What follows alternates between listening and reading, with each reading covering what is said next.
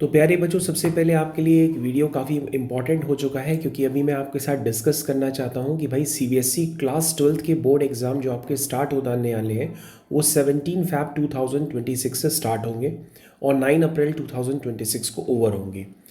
यानी कि बच्चों ये डेज़ आपके लिए काफ़ी ज़्यादा इंपॉर्टेंट हो चुके हैं फ्रॉम 17 फैब। तो आपको स्टार्टिंग डेट अभी याद रखनी है।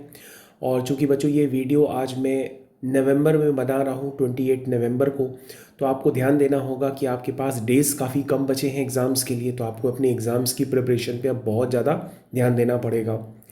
इसके अलावा बच्चों, आपको इस चैनल को सब्सक्राइब करने के साथ साथ अगर आपको लगता है कि आपको इम्पॉर्टेंट क्वेश्चंस चाहिए रिलेटेड टू योर एग्ज़ाम्स, वो इम्पॉर्टेंट क्वेश्चंस अगर आपको फिज़िक्स के, केमिस्ट्री के, मैथ्स के, किसी भी सब्जेक्ट्स के अगर आपको लग रहा है कि बेहद इंपॉर्टेंट क्वेश्चंस चाहिए, तो उसके लिए आपको हमसे कांटेक्ट करना पड़ेगा। मैं आपको इंपॉर्टेंट क्वेश्चंस की पीडीएफ फाइल अलग से शेयर करूंगा।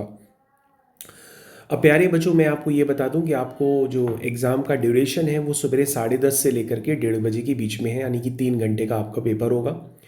इसके अलावा बच्चों, पेपर जो डिस्ट्रीब्यूशन होता है तो वो उसमें आपको 20 मिनट्स का रीडिंग टाइम देना पड़ता है। तो रीडिंग टाइम आपके पास गिवन है ऑलरेडी, 20 मिनट्स का रीडिंग टाइम। तो 20 मिनट्स में आप उस क्वेश्चन पेपर को अच्छे से पढ़ सकते हैं, बल्कि आपको इंस्ट्रक्शंस बहुत अच्छे से दोबारा देखने होते हैं कि आपके पास कॉन्स्टेंट्स वगैरह कौन से गिवन है। जो कॉन्स्टेंट्स बच्चों गिवन रहते हैं, उन कॉन्स्टेंट्स के बेसिस पे आइडिया लग जाता है कि क्वेश्चंस किस बेस पे आने वाले हैं। इसके अलावा बच्चों, आपका प्रैक्टिकल एग्ज़ाम्स जो है वो आपके कंटिन्यूएशन में है। जिन बच्चों के प्रैक्टिकल एग्ज़ाम हो रहे हैं उसको सही ढंग से दें, क्योंकि आपको अपने प्रैक्टिकल एग्ज़ाम्स में फुल मार्क्स स्कोर करने हैं कि अगर आपके थ्योरी एग्ज़ाम्स में नंबर कम भी आए तो वो आपका प्रैक्टिकल एग्ज़ाम उसको कवर कर ले। अब बच्चों, मैं आपके ले चलता हूँ आपको अपनी डेट शीट पे। तो बच्चों, ये रही आपके एग्ज़ाम्स की डेट शीट। तो बच्चों, ये रही आपके एग्ज़ाम्स की डेट शीट। अब आप इस डेट शीट बेसिकली मैंने बनाई है। सबसे पहले बच्चों, मैं आपको बताना चाहता हूँ कि आपका फ़िज़िक्स एग्ज़ाम है 20 फैब को। सबसे पहले बच्चों, आपका 20 फैब को फ़िज़िक्स का एग्ज़ाम है। तो यूँ कहें तो आपको भाई फ़िज़िक्स के पेपर में गैप काफ़ी ज़्यादा मिला है। लेकिन बच्चों, ऐसा रहा है पहले के कुछ ईयर्स में कि फ़िज़िक्स का पेपर बच्चों का ख़राब ही होता है। तो बच्चों, ऐसे केसेस में अगर आपको लग रहा है कि अभी भी आपको नहीं पता कि आपके सिलेबस में कौन कौन सी इंपॉर्टेंट प्रूविंग्स हैं, इन सब का अगर आपको आइडिया नहीं है, तो आप हमसे अलग से सारी चीज़ें ले सकते हैं। उसके बाद बच्चों, 28 फैब को आपका जो पेपर है वो केमिस्ट्री का है। 9 मार्च को आपका पेपर मैथमेटिक्स, अप्लाइड मैथमेटिक्स। उसके बाद बच्चों, 12 मार्च को इंग्लिश कोर, इंग्लिश इलेक्टिव। 18 मार्च को इकोनॉमिक्स का है। जो बच्चे ह्यूमैनिटीज़ कॉमर्स वाले बच्चे हैं उनके पास इकोनॉमिक्स भी होती है। 23 मार्च को पॉलिटिकल साइंस का है। उसका बच्चों 24 मार्च को अकाउंटेंसी का है। 27 मार्च को बायोलॉजी का है।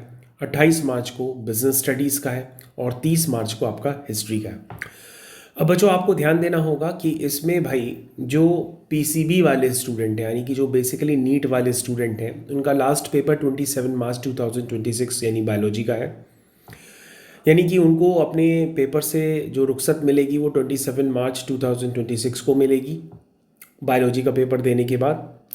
लेकिन बच्चों, जो हमारे पास यहाँ पर मेन हमारे पास जो पीसीबी के बच्चे हैं उनको ध्यान देना होगा कि पीसीबी के अलावा पीसीएम के जो बच्चे हैं उनका मैथ्स का पेपर जो है वो 9 मार्च को है।